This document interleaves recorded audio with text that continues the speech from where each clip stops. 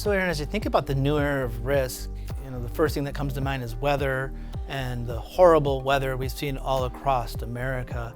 As weather patterns change and different perils affect different parts of the country, how does that impact your team? How do you guys focus on that? We talk a lot about how one of the reasons state-based regulation of insurance is so important is that insurance is local, right? So the perils are local, the rating is local, the underwriting is local, because different states have different experiences. But the themes that are hitting for us is how can we bend the loss curve down? Those are the issues that really make a difference at the end of the day.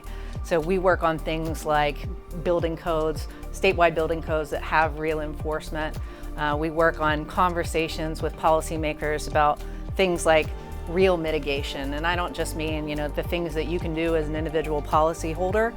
Those things are important, but to really bend the total loss curve down, we have to have mitigation and resilience at scale. So it's a continuing fight out in the states, but it's no different at the federal level, right? All of these dynamics swirling. What does that mean for your team? It's interesting that you used the phrase mitigation at scale. For the previous decade, our message in Washington was, you've got to stop the insanity of spending all of this money post-disaster, but not spending any of it on pre-disaster mitigation. And we had wild success. We created a new law that created a program that would shift some money to the front end of these storms. And now, like everything else in Washington, everything's upside down. Right now they're talking about eliminating FEMA altogether, as we're just talking about how we spend more money before the storms and invest to make things stronger so that we have less damage after the storms.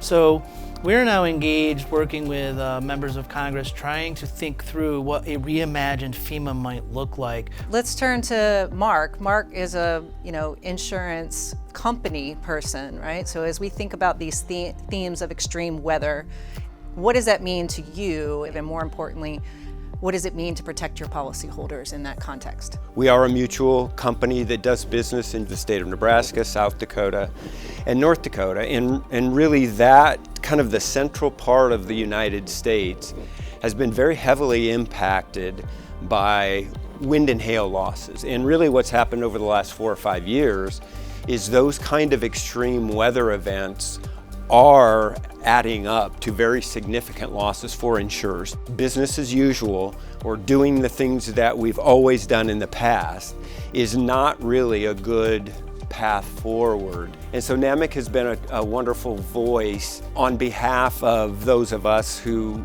strongly believe that insurance is best regulated by a local regulator. They're able to carry that message and that voice in a way that no single company possibly could.